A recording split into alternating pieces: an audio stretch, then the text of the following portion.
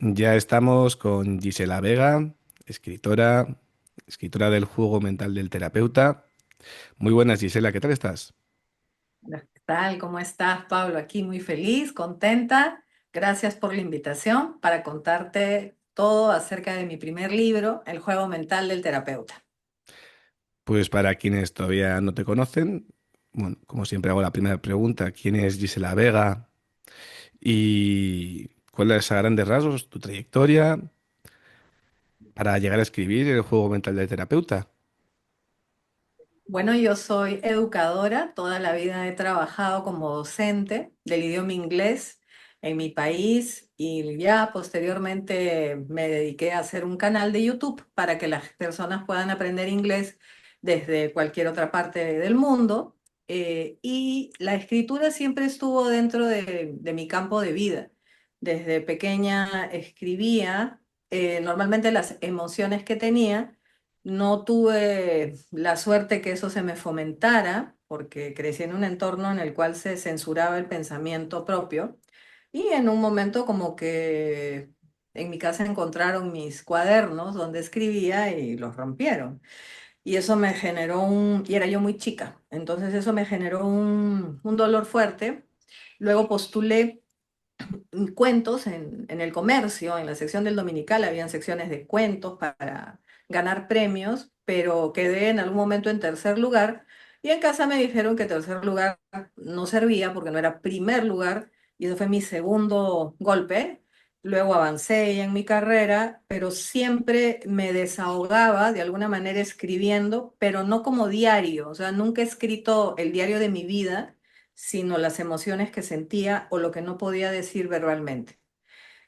Cuando llega el juego mental del terapeuta, llega en la época de pandemia, la oportunidad se corta la presencialidad con el terapeuta, con quien yo llevaba la terapia.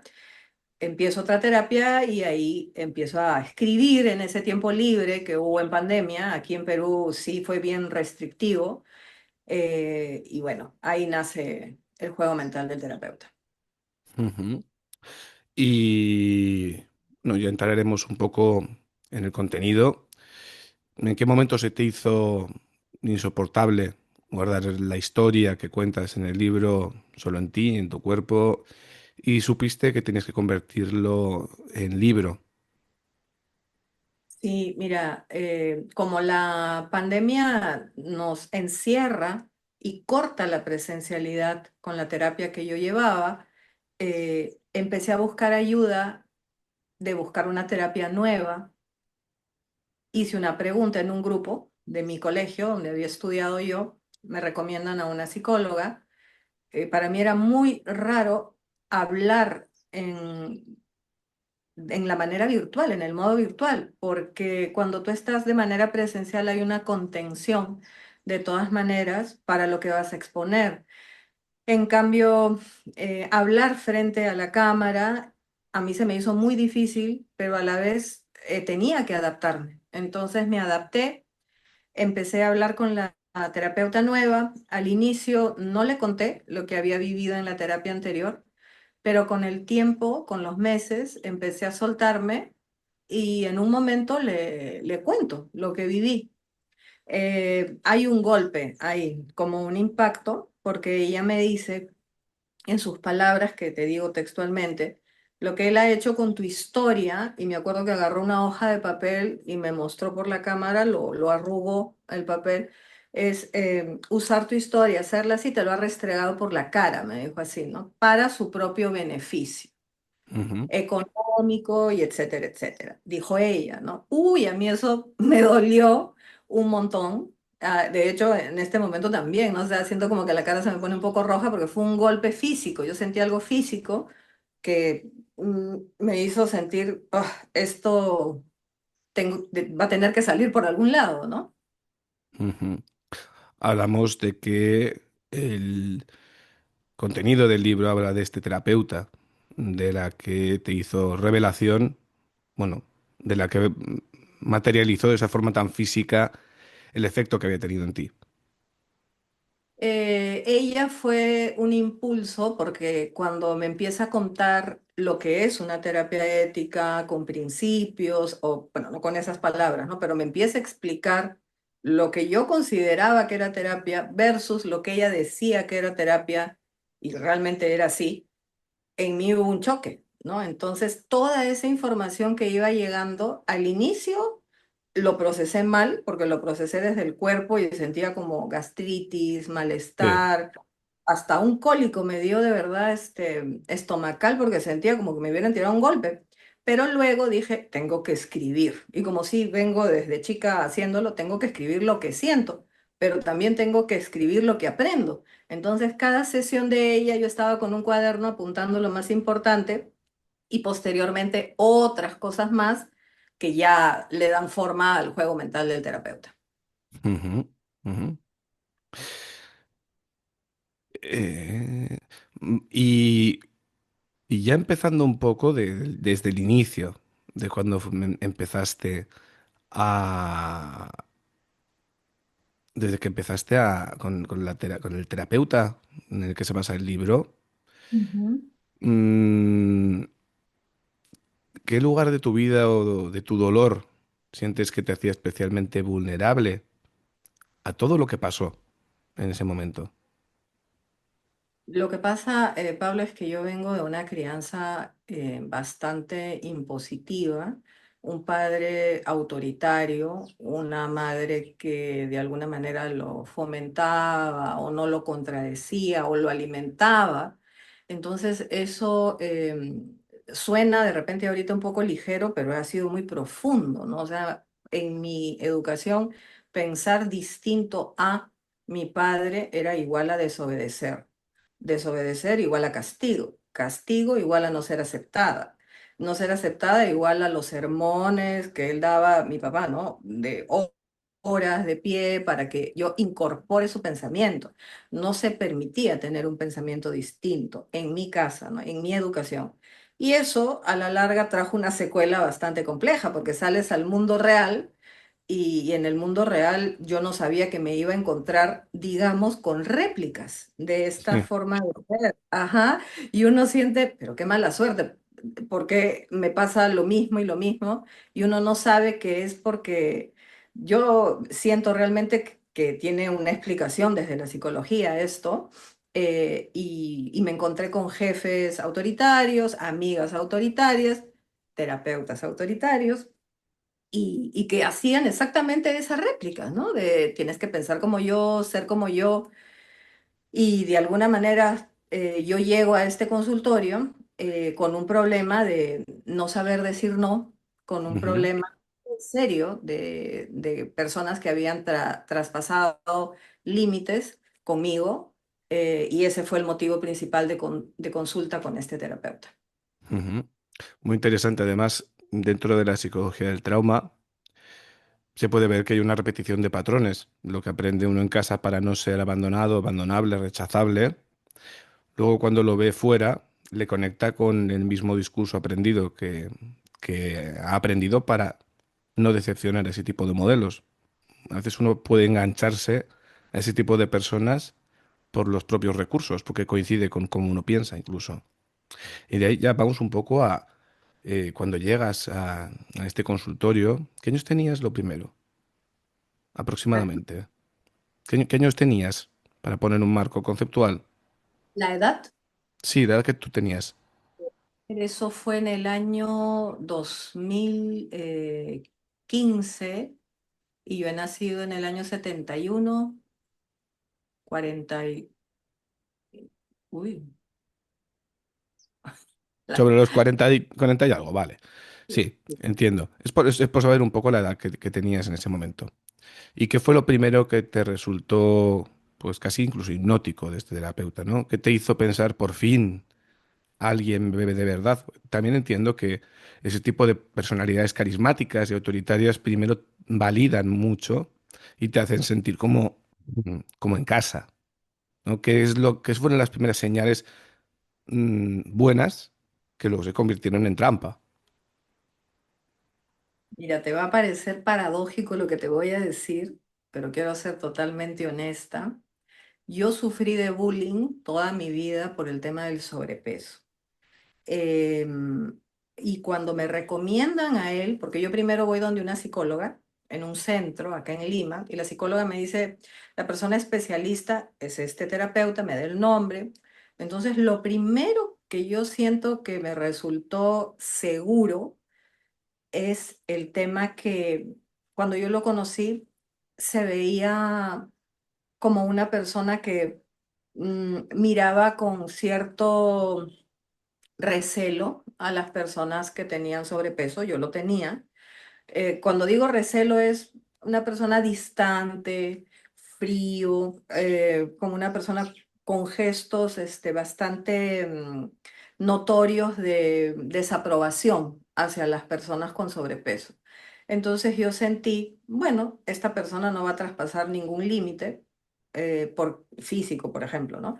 Porque se nota en su carácter distante, con el ceño fruncido, la edad, ¿no? Era prácticamente 20 años mayor que yo, esa cara fría, distante, me hizo a mí sentir confianza de, bueno, es como que quien dice uno más que me va a mirar con distancia y no va a pasarse, por decirlo así, a otro plano, porque me ve con cierto recelo por el tema del sobrepeso. Y sus palabras, ¿no? Él muy pronto empieza a decirme, Gisela, deberías hacerte la banda gástrica, o Gisela, deberías operarte, o Gisela, has visto la serie Kilos Mortales en cable, y también el hecho de la mano, ¿no? O sea, no era una persona que te saludara de beso, sino la mano. Toda esa rigidez para mí era sinónimo de confianza y alguien seguro, ¿no? Una persona que me parece que aquí voy a estar bien. Sí, no En esa época. sí, no traspasaba las fronteras que podían parecer alguien demasiado cercano o tal, entiendo. ¿Y cómo transcurrió hasta que ahora comentaremos los primeros indicios? ¿Cómo transcurrió el tratamiento? ¿Notabas que te ayudaban a algo? ¿Cómo era su estilo? Su tarjeta decía psicoterapeuta, él decía que era psicoanalista. En ese momento yo no sabía la diferencia entre lo uno y lo otro. Era una terapia, digamos, diferente. Yo sentía que abarcaba casi todo el día en mi cabeza lo que trabajaba en la sesión. Se lo comentaba, él decía que eso era sinónimo que estábamos trabajando. Era una persona que monopolizaba mucho la conversación, perdón, la sesión, y yo sentía que esa monopolización me era hasta cierto punto cómoda porque no soy mucho de hablar, entonces él acaparaba bastante la sesión y yo empecé a escribir. O sea, era una sesión en la cual yo escribía en la noche lo que le quería decir, al día siguiente le daba la hoja, desde que llegué, le daba la hoja, él la leía, me hacía algún comentario sobre lo que yo había traído, le ponía fecha y lo archivaba. Entonces a mí eso me dio en ese momento también una tranquilidad. Yo decía, sé que ahora, ¿no? Sé que la palabra es lo que sana, conversar es lo que sana, pero como me daba esa facilidad de escribir, Ujú, entonces yo estaba callada casi toda la hora de la terapia. ujú. Y... que me he ido el hilo. Algo te iba a preguntar. Vale, ¿cada cuánto teníais sesiones al principio? Al principio él le dice a mi esposo, a la sesión siguiente, me dice a mí, perdón, que tiene que ir mi esposo a la sesión para conocerlo. Mi esposo va. Yo pensé que era para una ayuda, ¿no? Para trabajar en equipo. No conocía esa dinámica. Le pide su teléfono eh, y bueno, le dice a mi esposo, porque mi esposo es el que le pregunta, ¿cuánto va a durar? ¿Cuántas veces por semana? Le dice dos veces por semana. ¿Cuánto tiempo va a durar? Le dice, no, la terapia no tiene fin. O sea, la terapia es para toda la vida. Wow. Entonces, nos quedamos como, si él lo dice, y empecé a ir 2 veces por semana. Ujú, ujú. Bueno, en psicología y en muchas otras profesiones nos regimos por el código ontológico que es un marco ético profesional. Yo, por ejemplo, considero que salvo ciertos tipos de problemáticas muy específicas, más de una hora o una sesión a la semana puede ser hasta contraproducente. Pero bueno, y encima, bueno, eso es que encima el pacto lo marca con tu pareja, no contigo. Sí, sí, correcto. Ujú, muy curioso. Aparte de eso, ¿cuál dirías que fue dentro de ya de ese pequeño proceso que te veías mermada en la sesión, sino que escribías un poquito o mucho, él te validaba lo escrito, casi tiene hasta un carácter simbólico con como tu padre anulaba lo que tú escribías, él te lo validaba, lo check, lo metías y ya está, pero él monopolizaba la Mm, conversación. ¿Y cuáles fueron, bueno, estos eran sí. pequeños indicadores muy invisibles, pero qué viviste como algo especial o diferente? El primer aviso que notaste de que algo estaba yendo raro. Mira, me pareció muy raro que él me asignara tareas, prácticamente desde que yo llegué en marzo de 2015. Las tareas eran, Gisela, verifica si mi DNI ya está para recoger. Gisela, me gustaría que me compres unos chocolates en tal página web y me lo mandes a mi casa. No, no decía mi casa en ese momento, sino al piso tal de este edificio. Eh, Gisela, quiero que me compres, me dijo en un momento, aceite de cannabis. Ese quizás es el que más me dio eh, una sensación así, porque justo fue por esta época, en diciembre de 2015, que él me dice, tengo como artritis, artrosis, algo en la mano y necesito aceite de cannabis. Tú cómpralo y me lo envías. Entonces yo, la verdad que desconocía acerca del producto. Pensaba que era algo malo y que él no lo quería comprar por algo, ¿no? Pero lo compré. Lo compré, lo envié y lo curioso de todo es que nunca me reembolsaba. Entonces yo también sentía como Ah, lo un pagabas poco tú de todo, angustia de lo pagabas por qué tú, no me reembolsa. lo pagabas tú y Es, encima no te devolvía el dinero. O sea, aparte de que incluso dentro de lo ético, o sea, casi sí, está prohibido, mientras siempre que no sea algo como muy simbólico, o algo, una obra de arte que ha hecho el paciente o algo por el estilo en general, no se pueden admitir regalos por parte del paciente de cara al terapeuta, pedir favores o pedir órdenes que son explícitamente como una tarea, como una subordinación a un paciente, es algo, sí. mm, obviamente, se siente como humillante.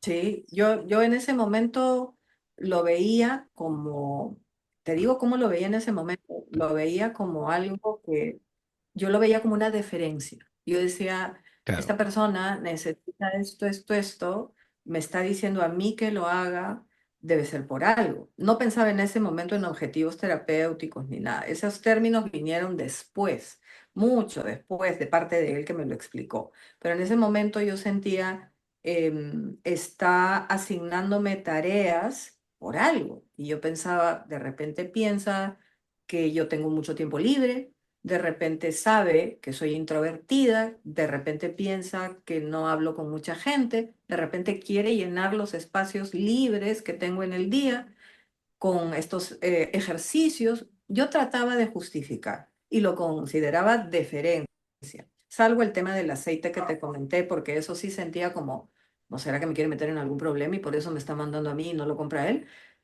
Pero el hecho de que yo tuviera que pagarlos, para una persona como yo que no soy frontal, y en ese momento lo era mucho menos, era como, yo espero, ¿no? Yo esperaba, me imagino, decía yo, que si ya hice esto, me devolverá o me reembolsará, claro. pero no pasaba. Es bien difícil que yo vaya a decirle, mira, no, eso no estaba en mi forma de ser. Claro, entiendo aquí que están pasando varias cosas. Él empieza a abusar de, bueno, en primer lugar, la negociación por parte de los criterios temporales y de frecuencia de la terapia por, por una persona que no eres tú, sino con tu marido. Es decir, Exacto. eres tú el paciente, eres tú la persona que contrata el servicio, que pinta, que se negocie con tu marido y más aún en tu ausencia, como si fueran ellos dos quienes tienen que decidir sobre lo que se va a hacer sobre ti. Luego, por otro lado, una persona con, como me has comentado respecto a a tu infancia, mm, mucha imposición y poco espacio para tu defensa personal, y este hombre te empieza a encargar favores, tareas, que las encubre como favores, o sea, como tareas que son encubiertas, tareas que no son apropiadas para un paciente. Un terapeuta te puede decir, apúntate al club de ajedrez de la ciudad, pero no le involucra a él. Cualquier cosa que involucre al terapeuta y encima sea beneficioso el terapeuta y no sea retributivo de alguna manera o pagado, o sea, algo excepcionalmente tal, se ha pedido algo al paciente que beneficie al terapeuta, ya prácticamente es algo que roza lo antiético. Entonces ya empezábamos, si eso era el inicio, prácticamente ya empezamos con mal pie. Y claro, me puedo imaginar incluso que, teniendo en cuenta los problemas de asertividad y todo esto, que es que podía incluso decirte después, claro, es que yo te pedía todo esto para que fuese en ti lo que se despertase, el decir no. No sé si será así, pero se podría justificar y sería ridícula la forma de provocar, es decir, es como quien ha sido insultado o maltratado, empezar una terapia en la que se te maltrate y se te ataque para que dentro de la terapia aprendas por fin a defenderte. No. No tiene ningún sentido. Sí, sí, al revés con el tiempo, y te voy a decir, ser totalmente honesta, él me dice en el tiempo, porque yo decía, pero ¿por qué? Porque esto va escalando, ¿no? Esto que te estoy Sí, contando sí, es sí, sí. me dice dos cosas que se me han quedado grabadas hasta la fecha. Como yo ya le había contado mi historia de vida, me dice, bueno, yo pensé que tú eras así, yo pensé que tú eras servicial. Uno.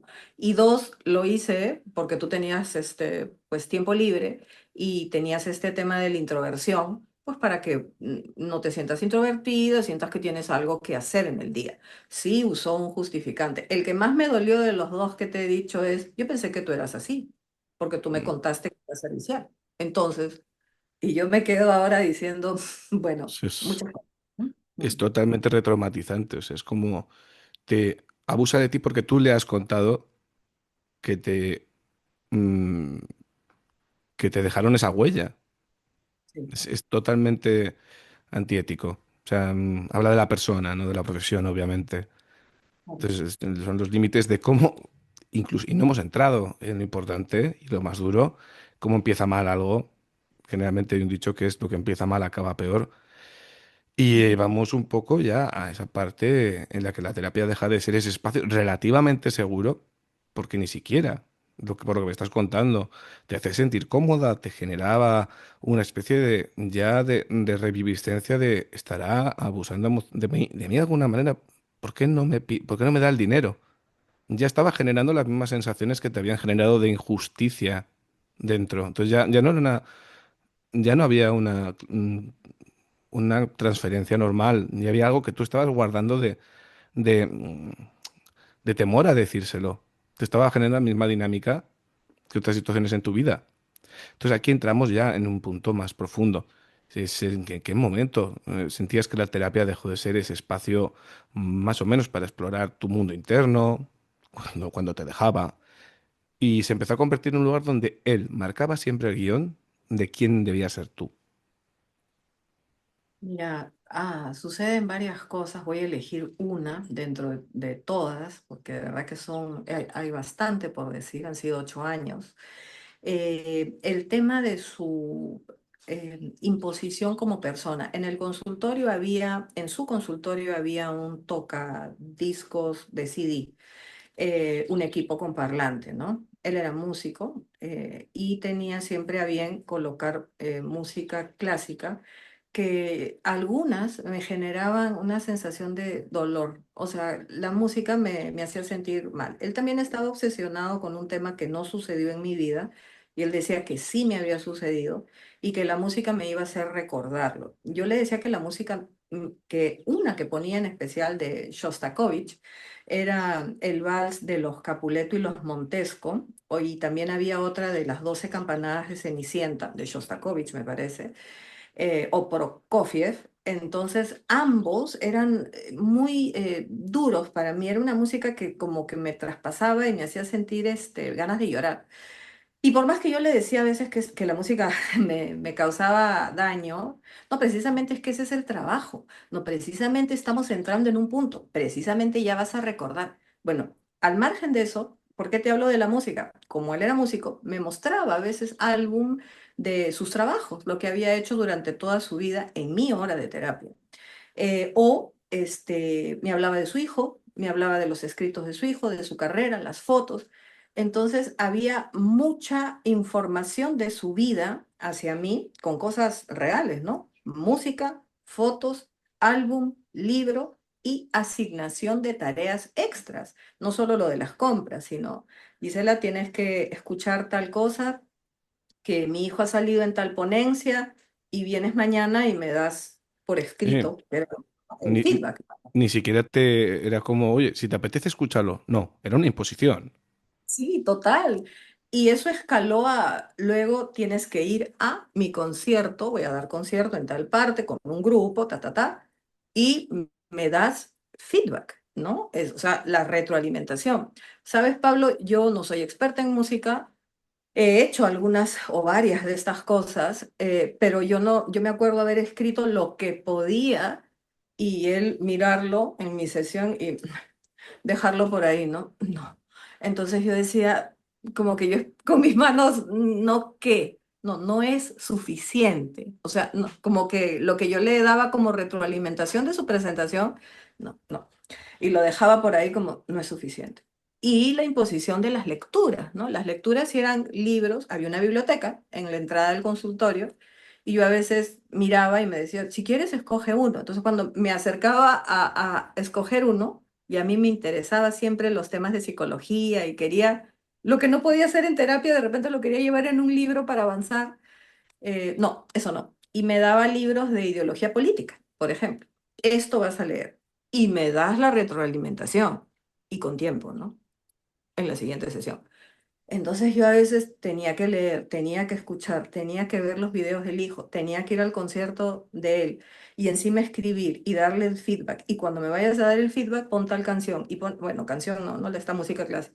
Me daba pautas de que me mandaba links de YouTube, de lo que tenía que escuchar. Y para mí, no sé cómo suena a tus oídos, pero para mí eso fue como parece como que el mar se sale y te bota, ¿no? Es como que Gisela ya no existía, existía él y su mundo. Sí, además, como tú comentas, veo algo como muy llamativo. El hecho de que te pidiese feedbacks y los desechase como no válidos, te generaría una sensación de no estoy siendo suficiente. Otra vez, la misma sensación que con tus padres, o la misma sensación que en el hogar. Y ahí me da la sensación de que se me genera lo que llamaríamos una reenactuación traumática. La misma sensación de sentirte invalidada, de no ser valiosa, de no ser vista, y este terapeuta ocupa el lugar simbólico en el que tú puedes por fin demostrar, esforzándote con esfuerzo, y precisamente era el objetivo contrario a lo que había sido allí, que era ser asertiva y poner límites para aprender a autorizarte.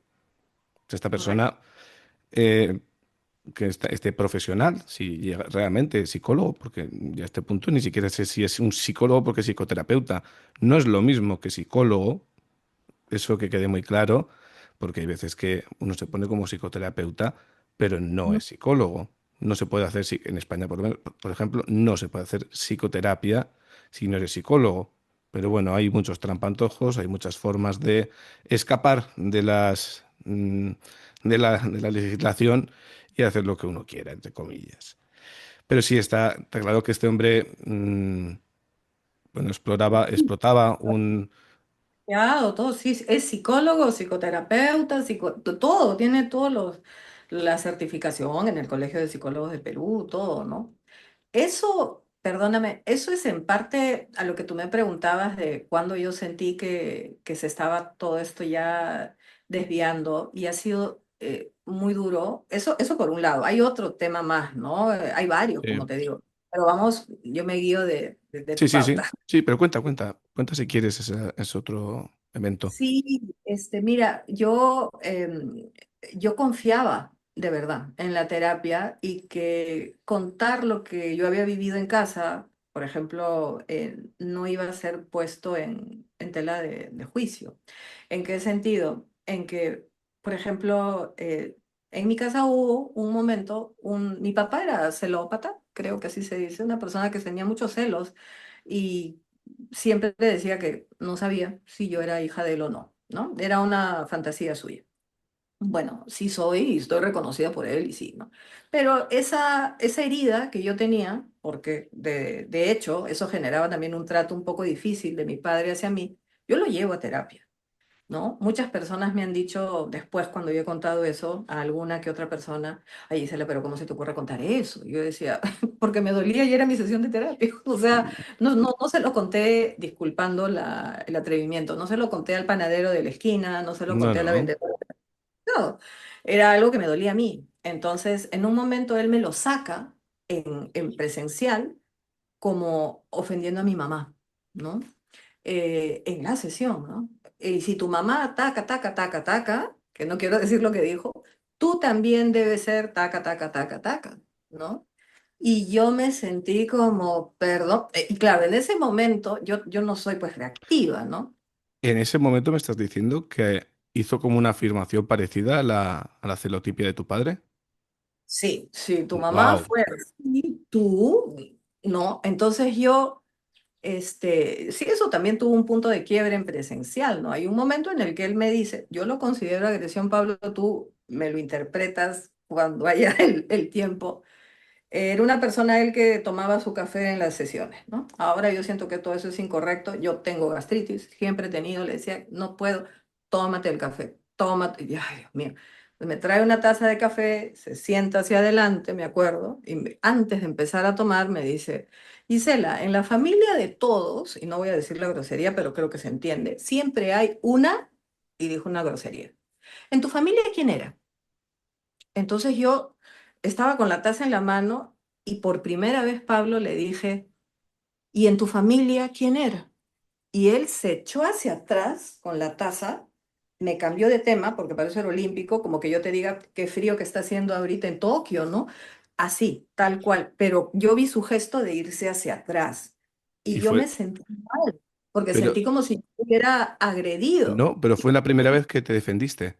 Fue la primera Fue vez que la- fuiste asertiva. Es decir, eso es invasivo. En primer lugar, no puedes obligar a nadie a beber o a tomar algo en consulta porque, primero, ¿cómo sabes que esa taza no tiene algo? O sea, no puedes obligar a nadie o, bueno, invitar sí, obviamente, pero no puedes obligar bajo pena de chantaje emocional o de te desapruebo si no lo tomas. Es que aunque sea el café más caro del mundo que las compras específicamente para el paciente, si no lo quiere, no lo quiere. Pero esa reacción por ira o por indignación o por shock que tuviste fue una reacción precisamente para lo que ibas a trabajar allí, precisamente, que es la autodefensa emocional, el decir, poner límites. Y ese fue, aunque uno de los momentos más críticos en inicio, fue también quizás un punto en el que empezaste a poner las cartas sobre la mesa, yo creo. Y si tuvieras que, ahora visto en retrospectiva, ¿no? Ponerle hoy un nombre honesto a esa dependencia que se creó entre vosotros, porque está claro que también tenía una dependencia hacia ti, pero tú hacia él también, construida en esa base, eh, pues tan turbulenta a nivel terapéutico, si puedes recibir un nombre como terapia, porque yo no sé si eso sería terapia considerada en ningún lado. ¿Cómo nombrarías ahora ese tipo de dependencia o ese tipo de relación? sin suavizarla.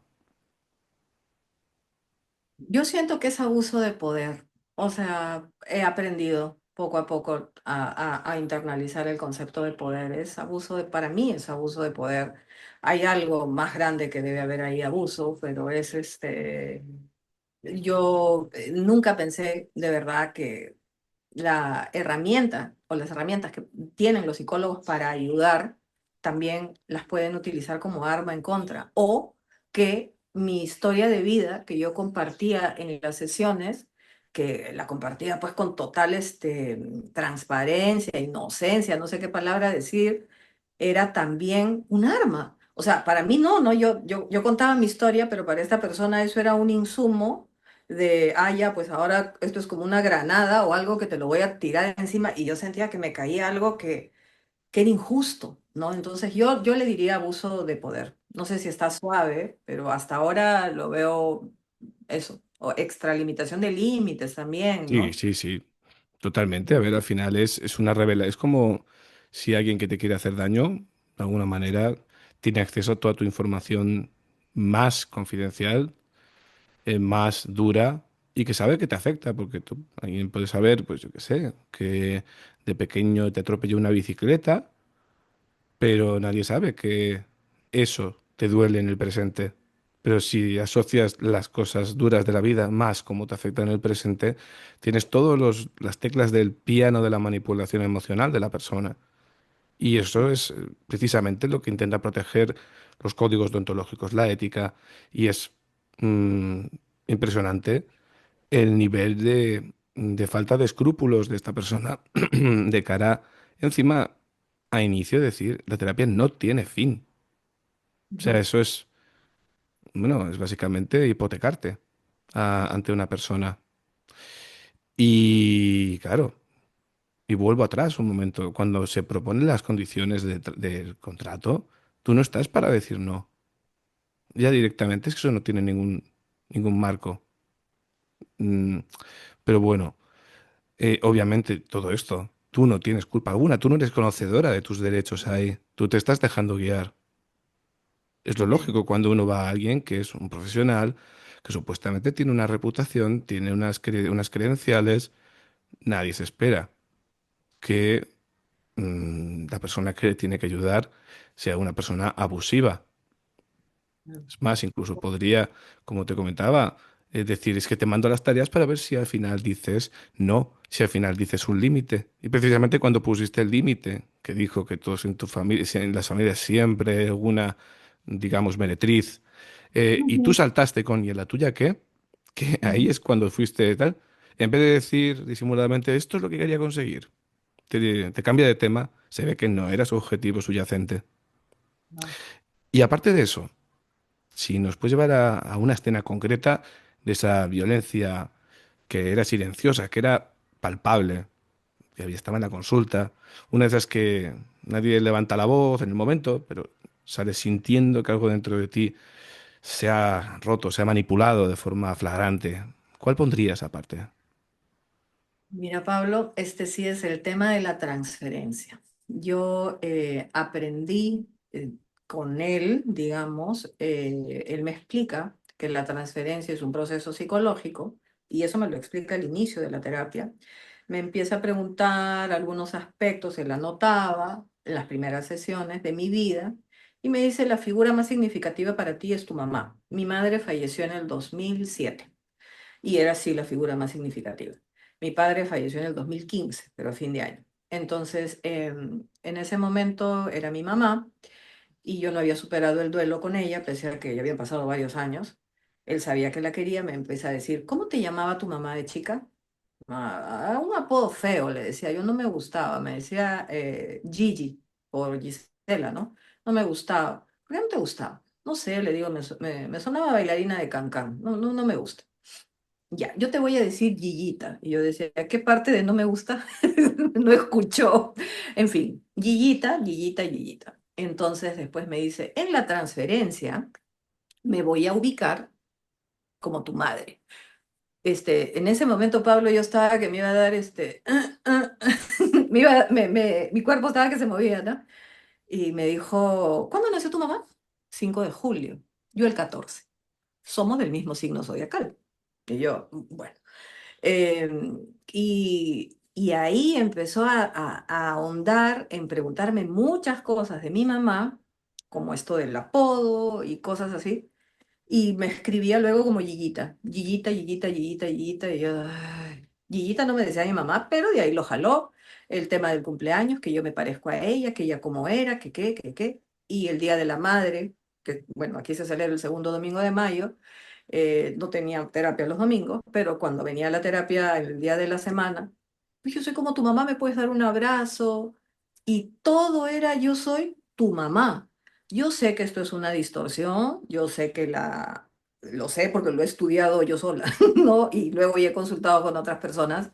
Sé que estos temas quizá en mi propio país no son muy conocidos, pero yo sí he leído bastante sobre la transferencia y la contratransferencia y sé que nos impone, tú me corregirás si estoy mal, y nadie te puede decir, hola, ¿qué tal? Yo soy el terapeuta y voy a ser, a ver, tu papá no, porque con él has tenido problemas, pero voy a ser tu mamá. Y durante mucho tiempo, Pablo, yo sentía que él era mi mamá. Bueno, tú dirás, pero ¿cómo va a ser un señor con tales características? No tanto por lo físico, sino porque me preguntó demasiadas cosas de ella. En un momento incluso me dijo para ir al cementerio, donde ella estaba. Vamos a ir al cementerio, vas a dejar esta carta, vas a leer tal cosa. Sin comentarios. Que Sí. los oyentes, si quieren, comenten un poco sus opiniones. Dentro de los oyentes hay tanto espectadores, oyentes que no son profesionales, pero también profesionales. Y bueno, la transferencia para mí es lo que a mí me transmite el paciente y lo que hago con ello. Y la contratransferencia es, bueno, al revés, quiero decir. O sea, la transferencia es lo que yo transmito al paciente y la contratransferencia es lo que el paciente me transmite a mí, que muchas veces da información, ¿no?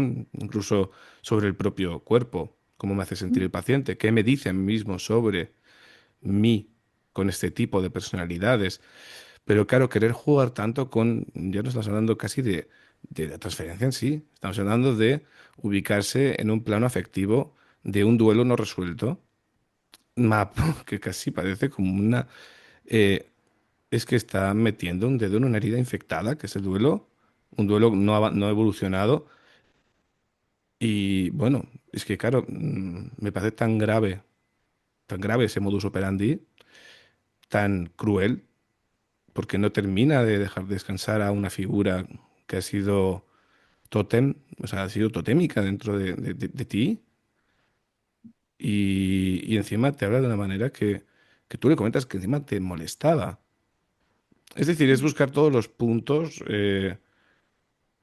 O sea, es tan complejo y tan abstracto a nivel no solo ético, sino psicológico o retorcido, que mm, así a bote pronto no te puedo hacer un análisis de ello porque es que es casi enfermizo.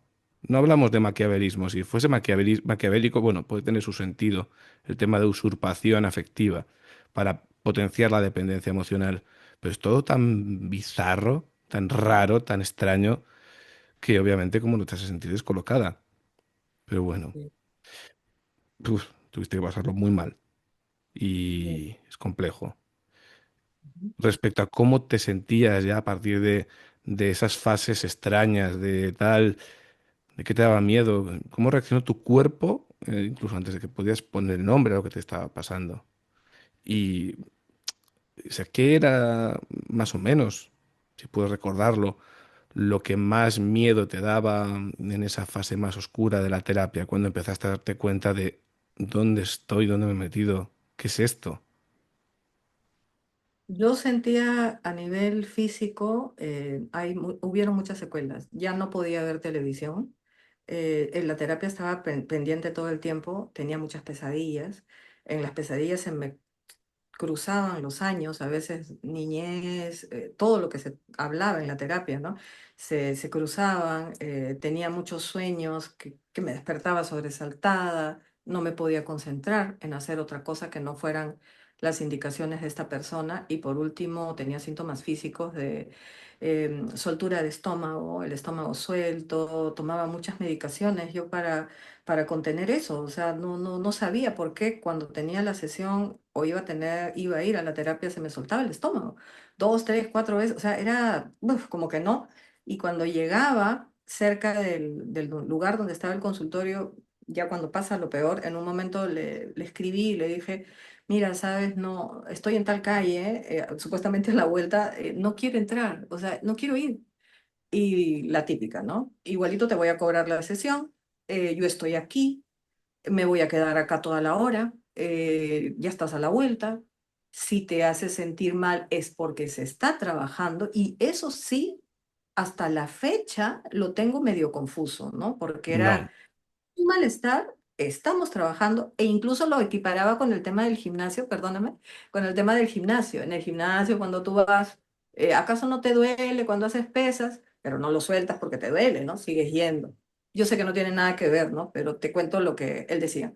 sí, sí, pero es que son cosas totalmente distintas. O sea, el gimnasio te duele al principio porque uno no está entrenado y hay micro roturas musculares que, bueno, producen, bueno, X Ujú. cosas que dan lo que llaman las agujetas. Cuando estás entrenado ya no duele. Pero cuando llevas siguiendo años, pues no es muy frecuente que te dé agujetas, ¿no? Lo que tú estabas teniendo, desde mi punto de vista, eran unas somatizaciones tremendas. Tu cuerpo, de lo mal que lo pasabas en las sesiones y en toda la relación, lo que hacía era activarse. Era la reacción de lucha-huida. Y como buena reacción de lucha-huida te descompone la zona el sistema digestivo. Entonces, claro, encima voy a estar aquí, te voy a cobrar la sesión. Que bueno, con esto es suficiente. Pero decir, pero bueno, eso es que estás avanzando. No, al revés. O sea, si un sitio te hace mal, o sea, es como recomendarle a alguien con bullying que vaya todos los días o que se ponga vídeos en los que alguien le insulta, simulando ser los perpetradores. Es que parece un manual de lo que no hay que hacer.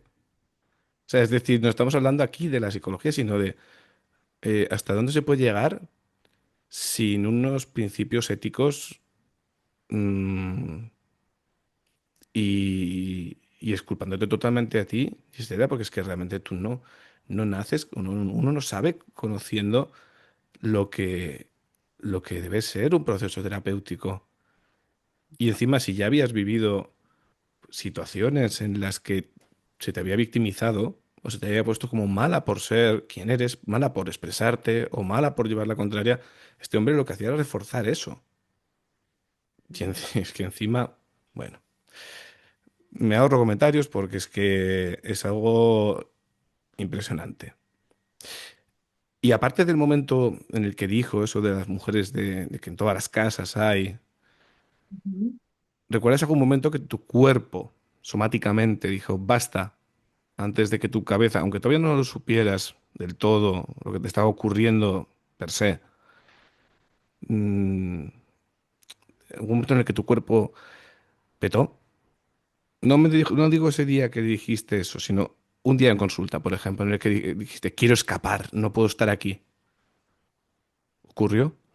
Y sí sentía, pero sentía resignación, también sentía, sí ocurrieron varios momentos en los que sentía, "Dios mío, ¿qué hago acá? ¿O por qué me está pasando esto?" Y a veces me refugiaba en una juguetería que había en un supermercado cerca de donde es el consultorio, o sea, terminaba de salir de ahí y me iba para allá. No soy mucho de juguetes porque no he tenido muchos de niña, pero me iba a buscar una parte inocente quizá, una parte tranquila.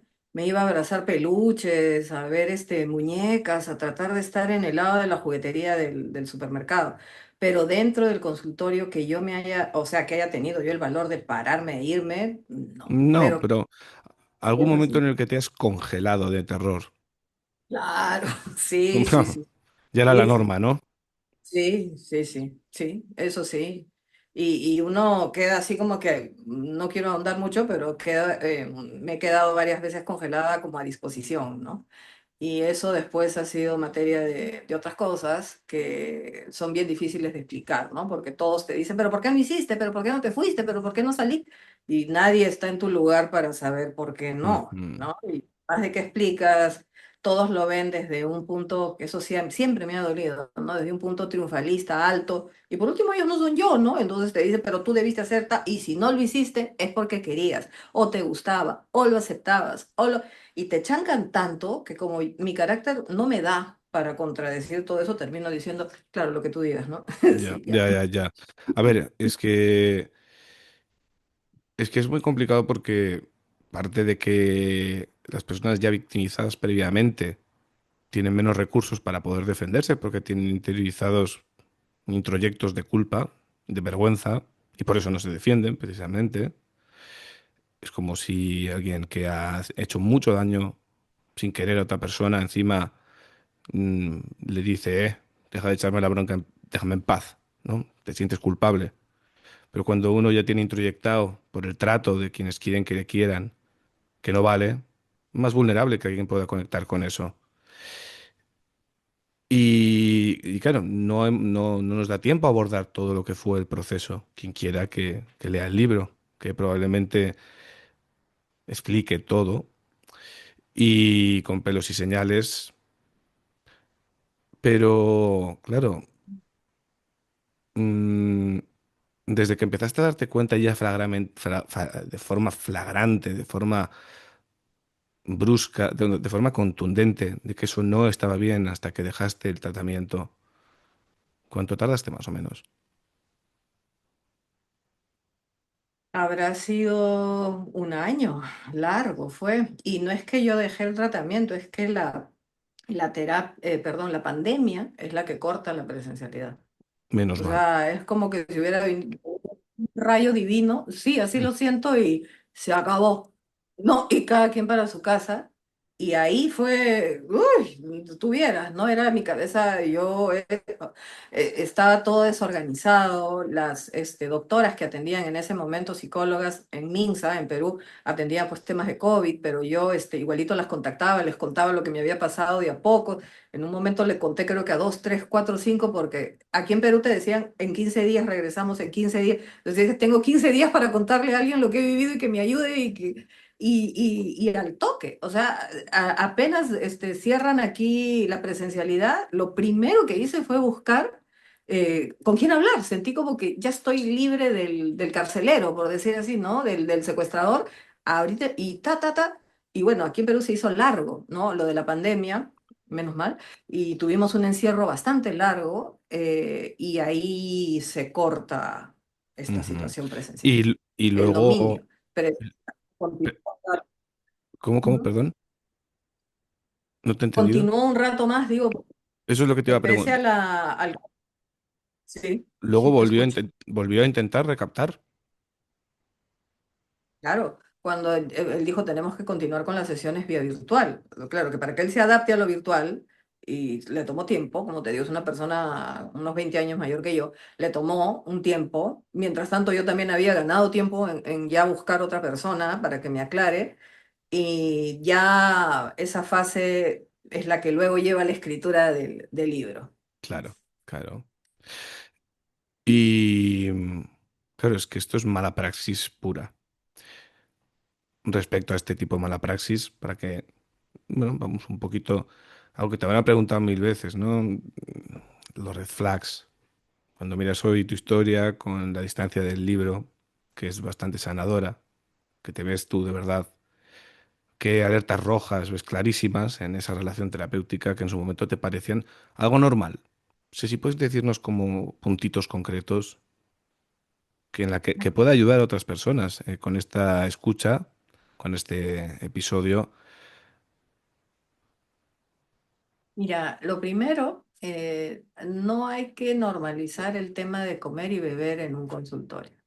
Así sea un café, así sea un vasito de agua, así sea lo más mínimo, no. Y no lo digo por estricta, sino porque yo nunca supe si me dieron realmente café. Me daba café en teoría. Yo salía de ahí tartamudeando. No podía pedir un taxi. Él me monitoreaba diciéndome, llegaste a tu casa, Ñita, llegaste a tu casa, avísame cuando llegues.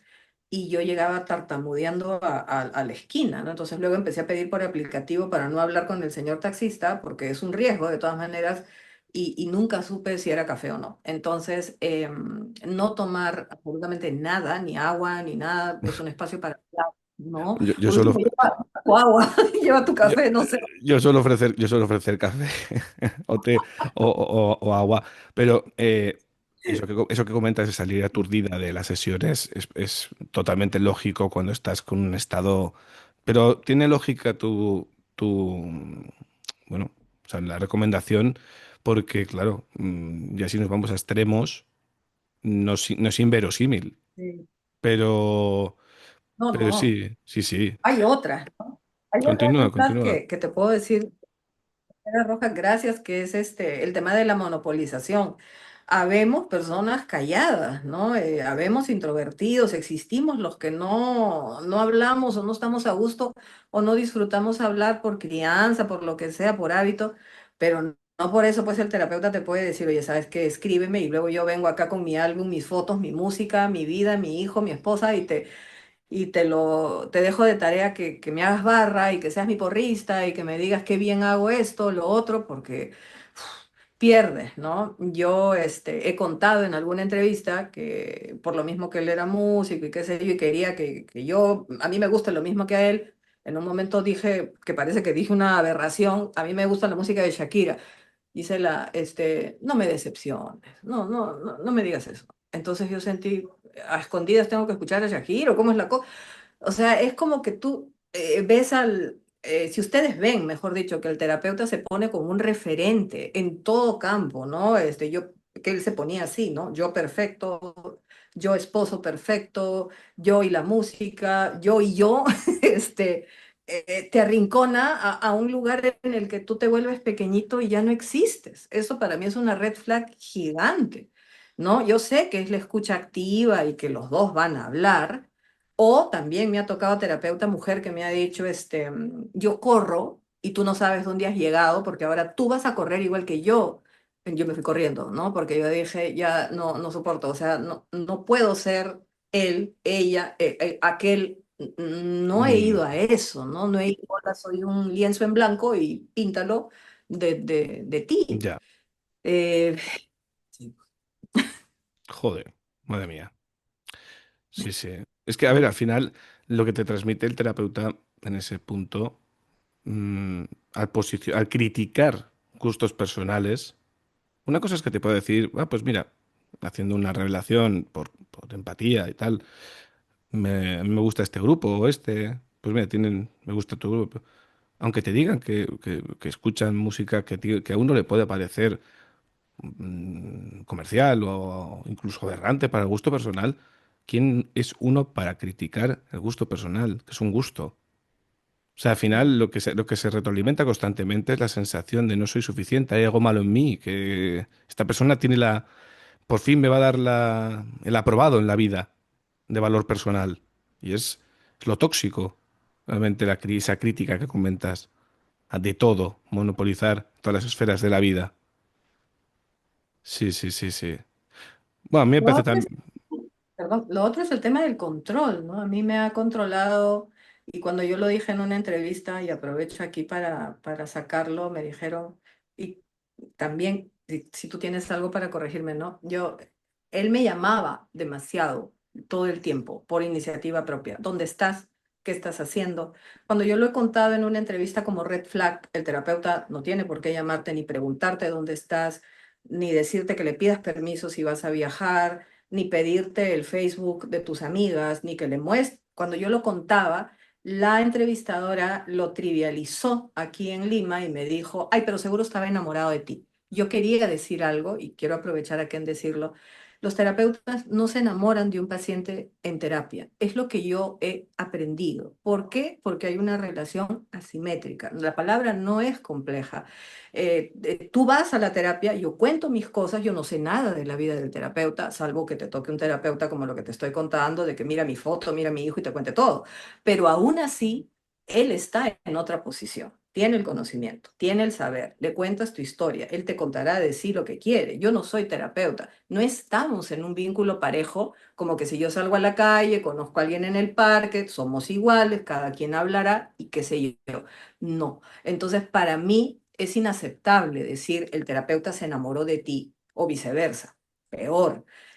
Y eso también siento que puede ser un red flag, ¿no? A ver, sí.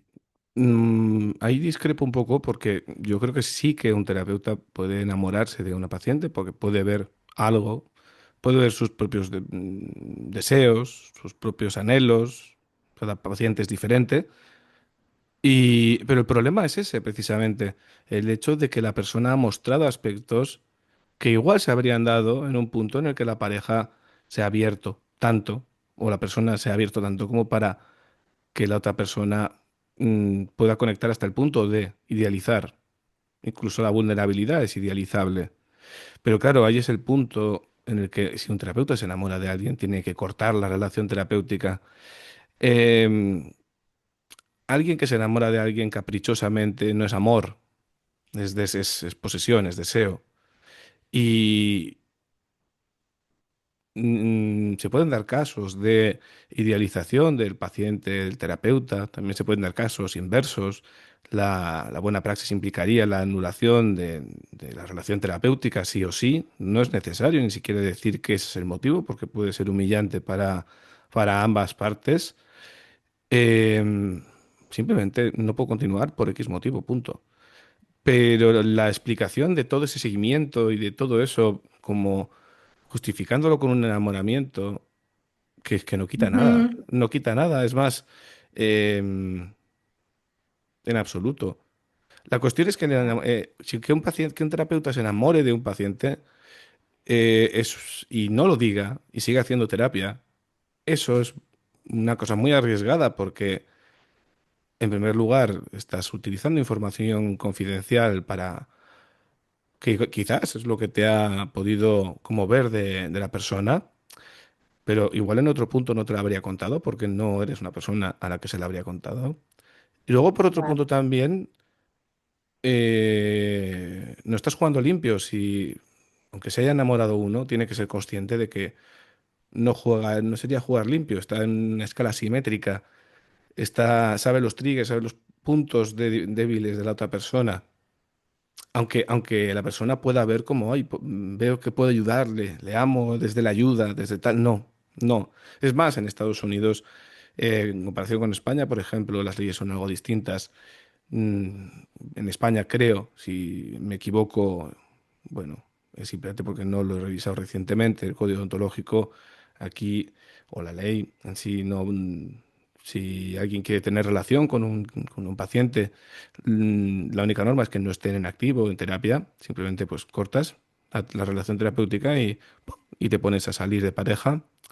En cambio, en Estados Unidos no, mínimo un año sin ningún contacto de ningún tipo, o sea, no vale seguir hablando por carteo o cosas así. Bueno, si no te pueden, no sé cómo funciona en Estados Unidos, inhabilitar o cosas por el estilo, pero mínimo un año para poder tener cualquier tipo de acercamiento personal, sexual o lo que sea.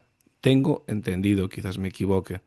Por lo tanto, no es que te corrija mm, porque te equivoques, sino porque creo que sí, que todo el mundo puede enamorarse de cualquiera, pero utilizar el enamoramiento para justificar esos comportamientos y trivializar esas actitudes me parece también un poco, bueno, desconocer todo lo complejo que es todo este sistema de lo que te ha pasado y lo que nos estás contando. Es muy grave lo que has vivido y las secuelas que podías estar viviendo y las que te han dejado no son algo pequeño.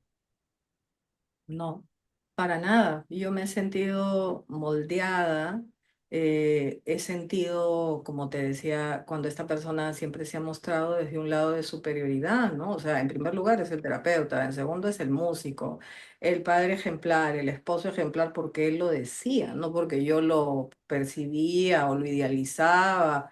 Y ya no era transferencia, eran sus propias interacciones en la terapia en las cuales él decía que era así, que era así, que era así y me daba detalles de todo, ¿no? Mi esposo estudia tal cosa, es esto, cocina así, mi hijo es así, es así, es así, esto es así, es así, es así. Y un punto más de red flag, no sé si parece poco, es que yo siento que hay un tema con el secreto profesional. Mira, yo imagino que los terapeutas son humanos como todos, pero decirme a mí, que lo hacía, y por eso al inicio te conté que yo tenía un canal de inglés que se llamaba Inglés para tu Vida, donde yo daba clases allí gratis. Mi esposa ha visto tu canal, porque yo le dije que tú tienes un canal, pero mi esposa habla inglés, pero yo no hablo, pero tú lo hablas mal, porque yo tengo buen oído, porque yo soy músico. Ya, decía yo. Pero lo que más me quedó en mi cabeza es, ¿por qué tu esposa sabe que yo tengo un canal? Y se ha reído de tus videos porque hablas pésimo el inglés. Ya, gracias. Entonces, ¿cómo crees, Pablo, que yo me iba a mi casa? Y no te estoy exagerando ni un pelo en lo que estoy diciendo.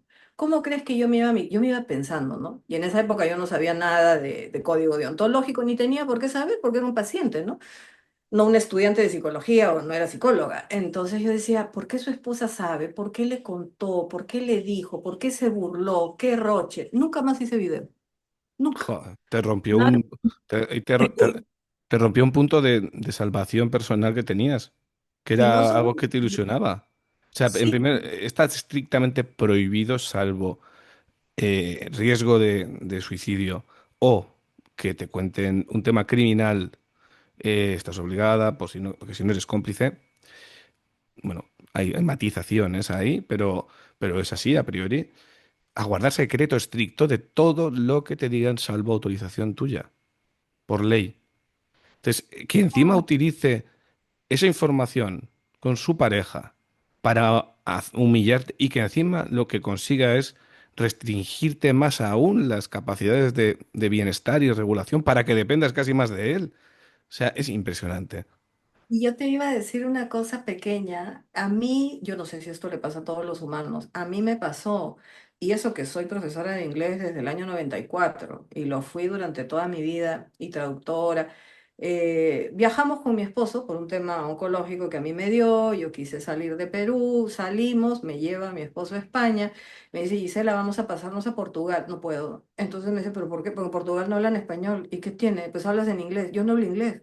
Y te lo digo de verdad, o sea, no sé cómo lo tomará la audiencia, pero para mí la patada, Dios, perdón, la palabra del terapeuta me catapultó como Gisela no habla inglés. Y Mm, estaba un pelín de llegar a Portugal. No, en mi segundo viaje a España, que fue hace un año, voy a España y mi esposo me dice, ya compré un pasaje para Italia. No, yo muerta. Yo no hablo nada italiano, voy a tener que hablar inglés. Y para suerte mía, tuve que hablar inglés en muchas oportunidades, pero muchas. Y ¡pum! Por fin como que se liberó esa cadena sí. de, pero mira lo que me ha costado. Ya, pero porque es que si te das cuenta, ese padre simbólico que era él, o madre, que ya es más fastidioso aún, porque es que si tu padre al menos ya tenías una distancia de este hombre, es muy duro, tu madre era quien te valida la verdad. Si él se disfrazaba cual Norman Bates en Psicosis de su madre, valga el spoiler, a nivel mental contigo, es como si tu madre te estuviese diciendo, no sabes hablar inglés. Y, y es un juicio. O sea, es todo tan retorcido, tan macabro, tan mal hecho. O sea, es que ni queriendo, o sea, ni haciéndolo de forma voluntaria se puede hacer tan mal.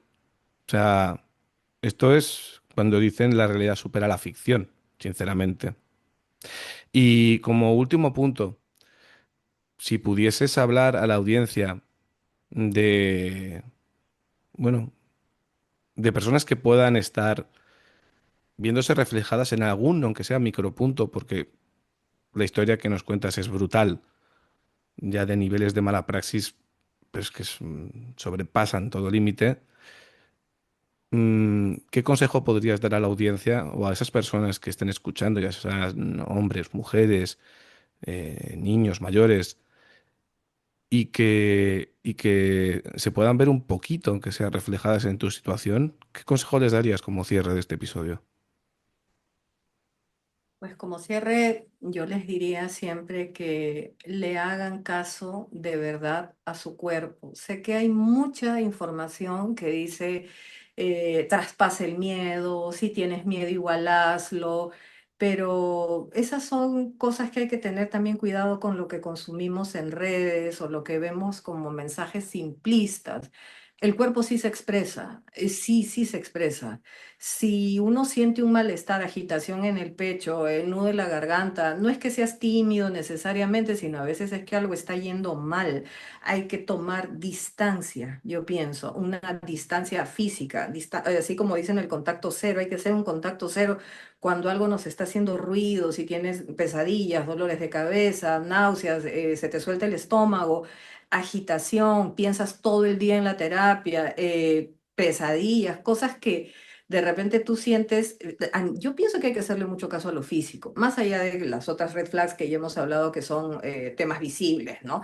Pero hay que darle una escucha al cuerpo. Y por último, si eso no funciona o no estamos muy conectados por ahí, si hay una que otra cosa, porque siempre nos campanea algo, pero como que estamos acostumbrados a resistir, a aguantar, y algunos tenemos el umbral del aguante largo, Sí. contrastar con otro profesional. Así de simple, ¿no? O sea, hay líneas gratuitas, hay líneas donde ni tu nombre tienes que dar. Coloca, pon lo que te hace o lo que te dice el terapeuta que es normal, pregunta y hay también ahí información, incluso inteligencia artificial, para ser exacta, ¿no? Copia el pantallazo de lo que te dijo la persona, mándale la captura de una conversación, cuéntale a inteligencia artificial y por ahí también pienso que es una ayuda, de verdad Sí. que sí. O directamente preguntar al colegio al colegio de psicólogos de la zona o de otra zona, incluso al nacional, sin decir ningún nombre y contrastar si eso es algo normal o no, básicamente. Y lo que cuentas del cuerpo, obviamente, en personas que han tenido negar sus propias sensaciones físicas se convierte casi como en algo normal, ¿no? Siento ansiedad, mi ansiedad aumenta, parece que como si llego a explotar de ansiedad, me habré curado, no, es al revés. Es alejarte de eso que te da esa ansiedad o enfrentarte a ello de una manera contundente, pero mm, si estás en un sitio que te activa, por ejemplo, una víctima de acoso laboral, está en el trabajo y está angustiada, es porque siente que en algún momento va a recibir un ataque. Si tú estabas en el consultorio activada somáticamente, en modo lucha o huida, es porque esperabas que en cualquier momento iba a haber algo que doliese. Y cuando tú ibas al consultorio, te empezabas a sentir descompuesta, es que tú estabas notando, tu cuerpo notaba que iba a un sitio donde iba a sufrir. O sea, todo lo que nos cuentas es Y a una... veces, perdón, para cerrar quería decirte, y a veces, porque esto ya en mi país está en tema de litigio, a veces cuando tú estás ya en estas situaciones, siempre está la palabra, hasta de los abogados, hasta de los familiares o los amigos, te quedaste porque quisiste. Y hay que hacer un Mm, hincapié, me quedé porque no pude salir en ese momento, no pude, no tenía claro, las herramientas, no, pero todos nos damos cuenta que no sé qué. Y yo digo, a veces generalizar es doloroso, ¿no? Porque uno se queda con esa musiquita en la cabeza. ¿Será que yo quería que pase todo esto? ¿Será que lo permití porque no. yo quería? Y duele. No, Mm. no, no, no, no. En temas de este estilo y en temas de maltrato y trauma, mm, te puedes quedar muy a gustito en la jaula con la puerta abierta, siempre que pienses que al final quedarte ahí es un premio o quedarte ahí es un avance, como te han vendido. No es tan sencillo como sal si quieres. O sea, porque no hay mejor orden que la que no tiene que ser dada, que es la de quédate. Y esa ya está interiorizada por el maltrato. Gisela, ¿nos puedes contar un poquito, en un minutito o dos, cómo pueden encontrar tu libro nuestros oyentes, ya sea desde España, desde cualquier otra parte del mundo? Perdón, Pablo se cortó. Ah, perdón, si nos puedes contar en un minutito o dos, si, cómo pueden encontrar tu libro o encontrar tus redes sociales, cualquier persona que quiera estar informado o adquirir tu libro desde cualquier parte del mundo, incluida España. Y mi libro, El juego mental del terapeuta, lo pueden conseguir a través de Amazon y también a través de la página del grupo Igneo, que es la editorial con quien estoy trabajando.